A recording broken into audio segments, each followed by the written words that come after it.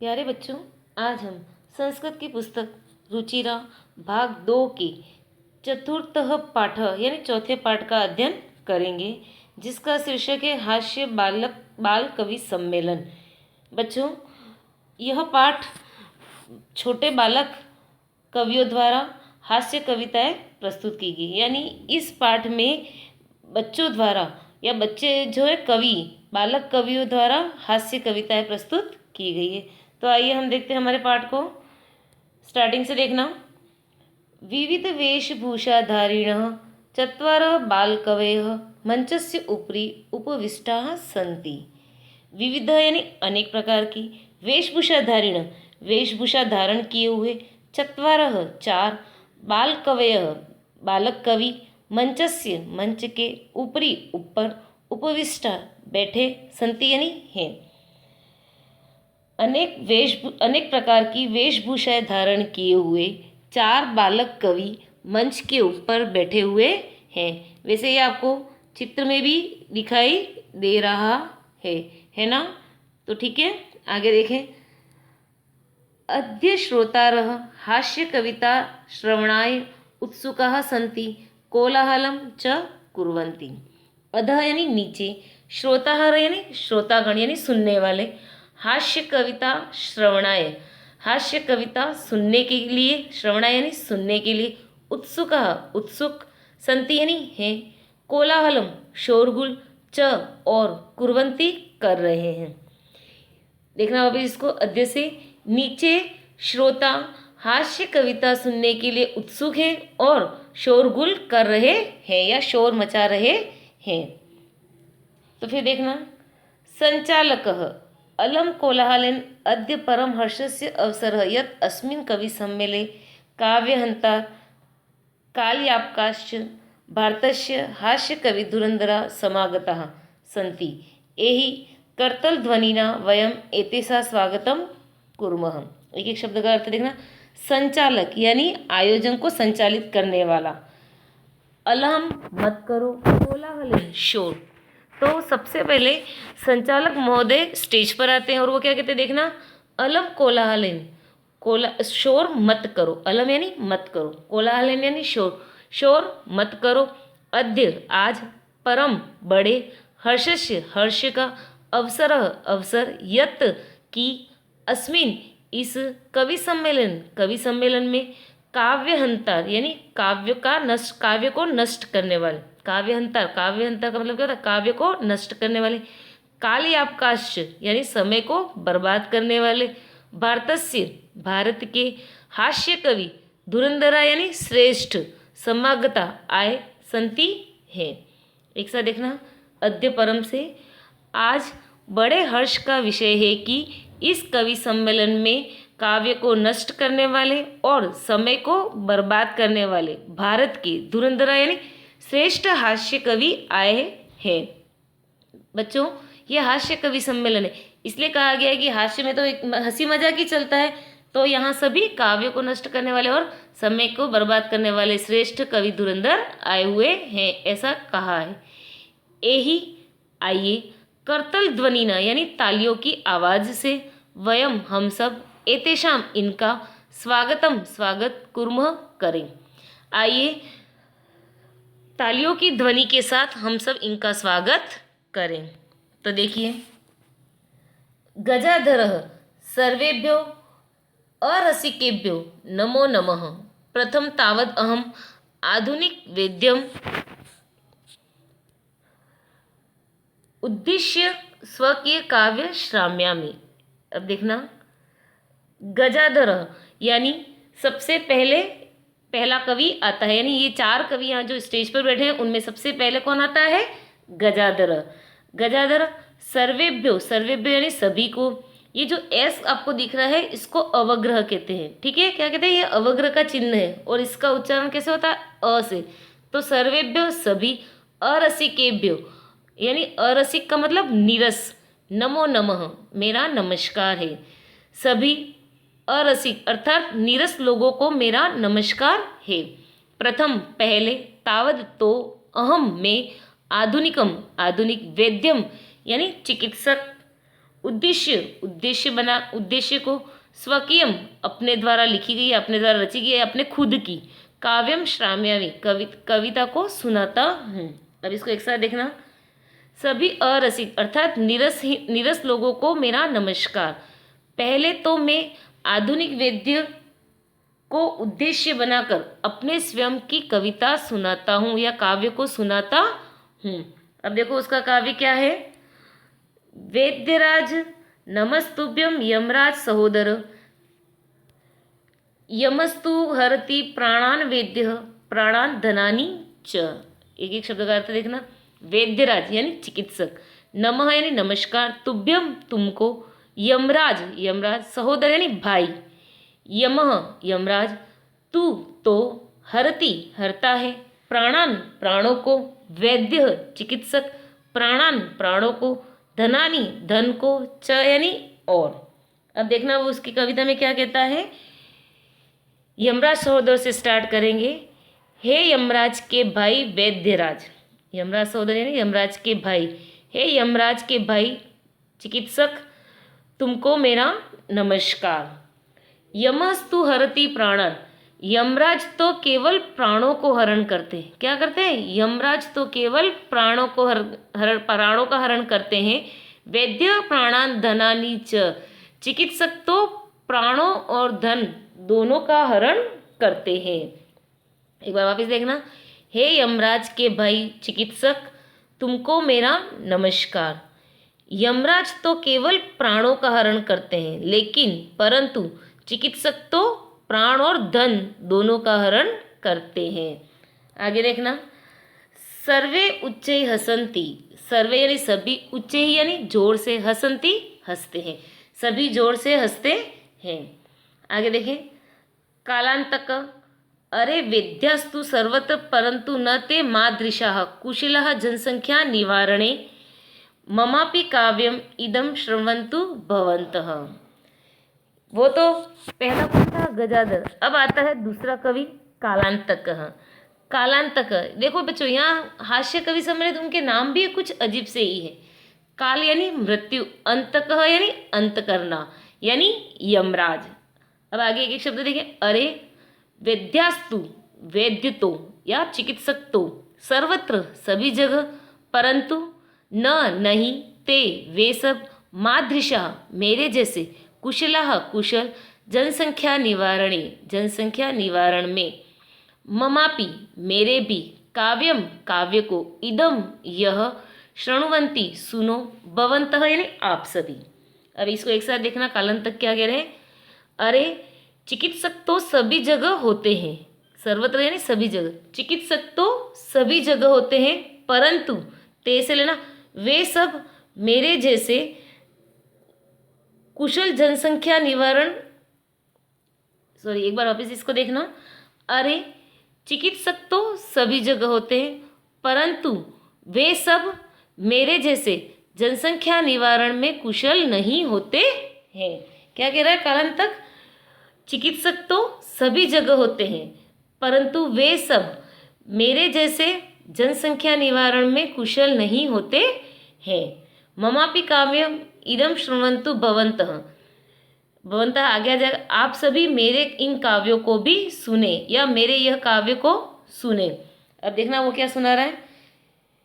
चितां प्रज्वलितां दृष्ट्वा वेदो विस्मयागतः, नाहं गतो न मे भ्राता कश्येदं हस्तलाघवम्। एक एक शब्द का अर्थ देखो। चिता यानी चीता, प्रज्वलिता जलती हुई, दृष्टवा देखकर, वेद्यो चिकित्सक, विस्मय आगतः यानी आश्चर्यचकित हुए या अचंभित हुए। न अहम या संधि है न प्लस अहम, न अहम नहीं, न यानी नहीं, अहम यानी मैं, गतो गया, न यानी नहीं, मैं का मतलब यहाँ मम है और उसका अर्थ होगा मेरा, भ्राता यानी भाई, कश्येदम यहाँ भी संधि हो रही, कश्य प्लस इदम, तो कश्य का मतलब किसकी, इदम यह, हस्त लाघवम, हस्त यानी हाथ, लाघवम यानी सफाई। अब इसको एक साथ देखना। चीता को जलती हुई देखकर, क्या है, चीता को जलती हुई देखकर चिकित्सक आश्चर्यचकित हो गए या हो गए, या अचंभित हो गए। न तो मैं गया और न ही मेरा भाई यमराज, तो यह किसके हाथ की सफाई है। इसको वापस देखना। चीता को जलती हुई देखकर चिकित्सक आश्चर्यचकित हुए। ना तो मैं गया ना ही मेरा भाई, तो यह किसके हाथ की सफाई है। अर्थात चिकित्सक जलती हुई चीता को देख कर कह रहे हैं कि उसके पास न तो मैं गया और न मेरा भाई यमराज, तो फिर ये किसने किया या इसकी मृत्यु कैसे हुई। यह सोचकर चिकित्सक क्या हो रहा है, आश्चर्यचकित। फिर आगे देखें। सर्वे पुनः हसंती, सर्वे यानी सभी, पुनः यानी फिर से, हसंती यानी हंसते हैं। आगे तुंदिल, तुंदस्य उपरि हस्तम आवर्तयन तुंदिलो अहम भो ममापि इदम काव्यम श्रूयताम जीवने धारिताम च। यहाँ एक शब्द का अर्थ देखना। तुंदिलह यानी अब आता है कौन, तीसरा कवि। पहले सबसे पहले कौन आया, गजाधरम, फिर कालांतक, अब तीसरा कवि आ रहा है तुंदिलह। तुंदस्य तोंद के, ऊपरी ऊपर, हस्तम हाथ, आवर्तयन फेरते हुए। क्या करता है तुंदिल, सबसे पहले तुंद के ऊपर हाथ फेरता हुआ। तुंदिलो अहम भो, भो यानी अरे श्रोतागण, अहम मैं, तुंदिलो तुंदिल हूँ, अरे मैं तुंदिल हूँ। ममापि इदम काव्यम श्रूयताम जीवने धारिताम च, ममापि यानी मेरे भी, इदम यह, काव्य काव्य को, श्रूयताम सुनो, जीवने जीवन में, धारिताम धारण करो, च यानी और। वापिस देखना। तुंद के ऊपर हाथ फेरते हुए, अरे श्रोतागण मैं तुंदिल हूँ, मेरे भी इस काव्य को सुनो और जीवन में धारण करो। यानी तुंदिल क्या कहना चाहता है कि मेरे भी, मैं जो कह रहा हूँ उन काव्य को सुनो और उसको अपने जीवन में धारण करो। अब देखो बच्चों तुंदिल क्या कह रहा है। परान्नम प्राप्य दुर्बुद्धे माँ शरीरे दयाम कुरु, परान्नम दुर्लभम लोके शरीराणि पुनः पुनः। अब एक शब्द का अर्थ देखना। परान्नम या संधि हो रही है, पर प्लस अन्नम, पर यानी पराया, अन्नम यानी अन्न, प्राप्य प्राप्त करके, दुर्बुद्धे दुर्बुद्धि या मूर्ख बुद्धि वाले, माम यानी मत, शरीरे शरीर को, शरीर पर, दयाम दया, कुरु यानी करो। वापिस नीचे देखना। परान्नम पर प्लस अन्नम वही पराया अन्न, दुर्लभम दुर्लभ है, लोके इस संसार में, शरीराणी शरीर, पुनः पुनः बार बार। ठीक है, अब इसको एक साथ देखना। पराया स्टार्टिंग या दुर्बुद्धि से होगा। हे दुर्बुद्धि या हे मूर्ख बुद्धि, पराया अन्न प्राप्त करके शरीर पर दया मत करो। क्या कह रहा है वो, हे दुर्बुद्धि पराया अन्न प्राप्त करके शरीर पर दया मत करो। फिर लोके से स्टार्ट होगा। इस संसार में पराया अन्न दुर्लभ है या पराया अन्न कठिनाई से प्राप्त होता है। शरीराणी पुनः पुनः, यह शरीर तो फिर भी बार बार मिलता है। एक बार इसको वापस समझना। स्टार्टिंग कहाँ से होगा, दुर्बुद्धि से। हे दुर्बुद्धि या मूर्ख बुद्धि, पराया अन्न प्राप्त करके शरीर पर दया मत करो। लोके इस संसार में पराया अन्न दुर्लभ है या कठिनाई से प्राप्त होता है। शरीराणी पुनः पुनः, शरीर तो फिर भी बार बार मिलता है। यानी तुंदिल कवि क्या कहना चाहते हैं कि यदि हमें कहीं से भी पराया भोजन प्राप्त हो जाए तो हमें शरीर पर दया नहीं करनी चाहिए। इसका मतलब ये कि मैं ज़्यादा खा लूँगा तो मेरा शरीर, मुझे ना पेट में दुखेगा या मेरा शरीर बिगड़ जाएगा, उसकी चिंता नहीं करनी चाहिए। क्यों, क्योंकि इस संसार में किसी व्यक्ति से या किसी पराये व्यक्ति से भोजन प्राप्त करना बहुत ही कठिन है। तो तुंदिल का मतलब क्या है, यदि कहीं और से खाना मिल रहा हो तो हमें बहुत सारा खा लेना चाहिए। शरीर बिगड़ेगा तो क्या होगा, बाद में दवाई ले लेंगे। आगे, सर्वे पुनः अट्टहासम कुर्वन्ति, सर्वे यानी सभी, पुनः यानी फिर से, अट्टहासम यानी जोर से हंसते हैं, कुर्वन्ति है, सभी पुनः जोर से हंसते हैं। ठीक है, आगे, चार्वाकः आम आम शरीरस्य पोषणं सर्वथा उचितमेव, यदि धनं नास्ति तदा ऋणं कृत्वा अपि पौष्टिक पदार्थ एव भोक्तव्य तथा कथयति चार्वाक कवि ही। अब यहाँ देखना एक एक शब्द। अब आ रहा है अंतिम और चौथा कवि, जिसका क्या नाम है? चार्वाकः। आम आम यानी हाँ हाँ, शरीरस्य शरीर के, पोषणम पोषण या पोषण शरीर का पोषण, सर्वथा यानी हमेशा, उचित उचित, एव यानी ही। चार्वाक कवि क्या कहता है? हाँ हाँ, शरीर का पोषण हमेशा उचित ही है। क्या कह रहा है? हमें हमेशा शरीर का पोषण करना चाहिए। तो इसमें देखना आम आम, हाँ हाँ, शरीर का पोषण हमेशा उचित ही है। यदि धनम ना अस्ति, यदि धनम धन न अस्ति यानी नहीं है, तदा तो ऋणम, ऋणम यानी उधार, कर्ज, कृत्वा अपि करके, कृत्वा यानी करके, अपि भी, पौष्टिक पौष्टिक, पदार्थ पदार्थ, एव ही, भोक्तव्य यानी सेवन करना चाहिए या खाना चाहिए।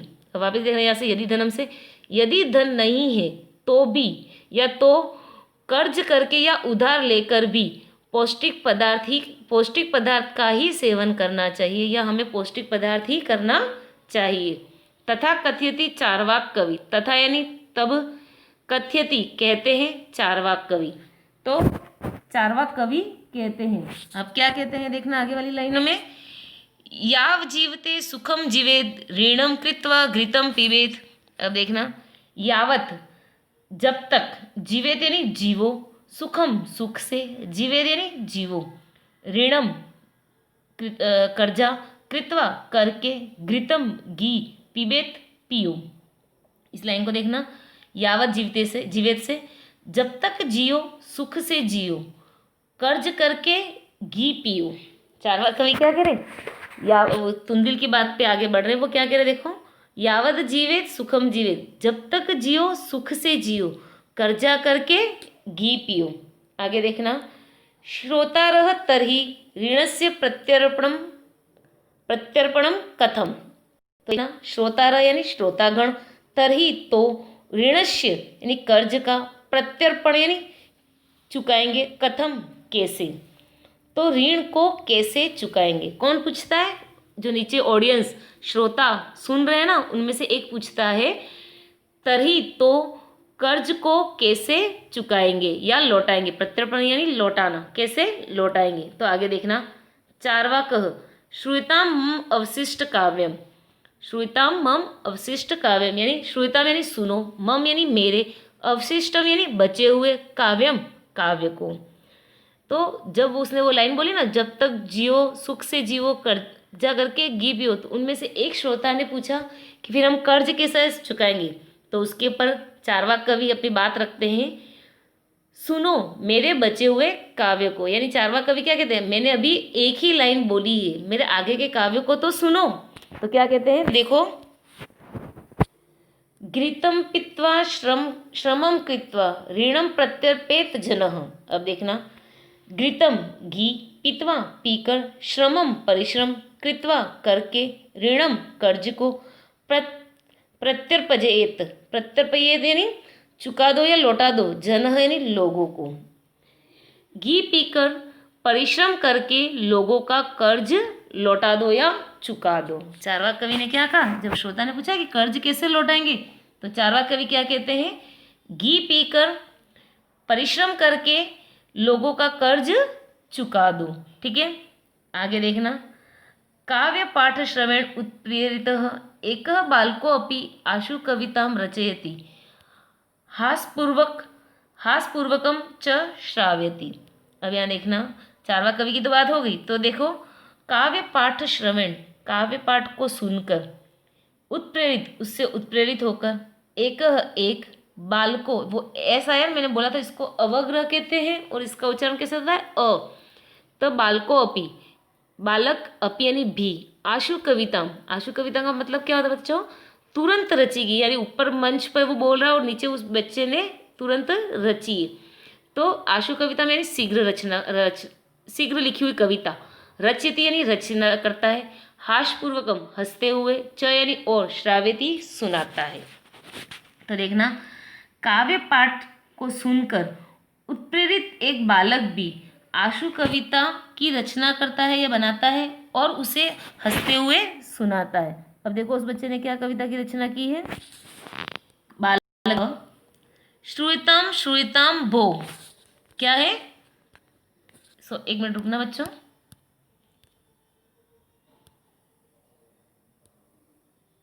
श्रूयताम श्रूयताम भो ममापि काव्यम।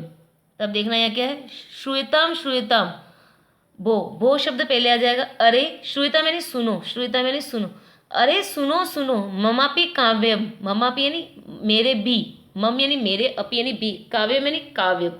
वापिस देखना, अरे सुनो सुनो मेरे काव्य को भी।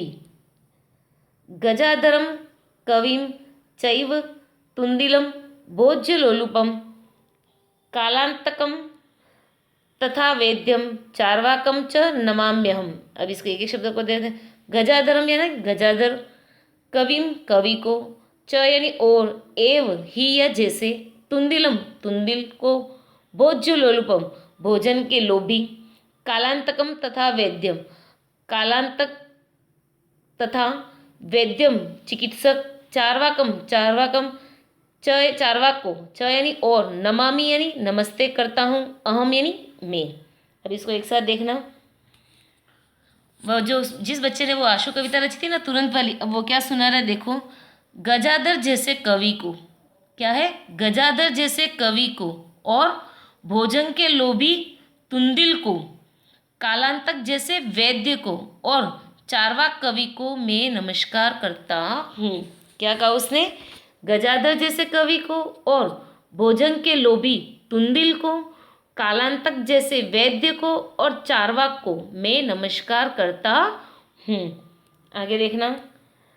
काव्यम श्रावित्वा हा हा हा इति कृत्वा हसति अन्ये चा अपि हसन्ति सर्वे गृहं गच्छन्ति। काव्य मैंने काव्य को, श्रावित्वा सुनाकर, हा हा हा इति ऐसा, कृत्वा करके, हस्ती यानी हंसता है, अन्य दूसरे, च यानी और, अपि यानी भी, हसंती हंसते हैं, सर्वे सभी, गृहम घर को, गच्छन्ति चले जाते हैं या जाते हैं। अब वापिस देखना। काव्य को सुनाकर हा हा हा ऐसा करके हंसता है, कौन? वह बालक। अन्य चापी हसंती दूसरे भी हंसते हैं, सर्वे गृहम गच्छन्ति सभी घर को जाते हैं। तो बच्चों ये था हमारा हास्य बाल कवि सम्मेलन लेसन, ठीक है। अब देखो ये नीचे जो शब्दार्थ दे रखे हैं वो आपको आपकी कॉपी में करने हैं और इनको याद भी करना है। साथ ही ये नीचे जो अभ्यास प्रश्न दे रखे हैं उनको आपको अपनी कॉपी में करना है। ये पहला प्रश्न आप अपनी कॉपी में नहीं करेंगे, आगे दूसरा, तीसरा, चौथा, पांचवा,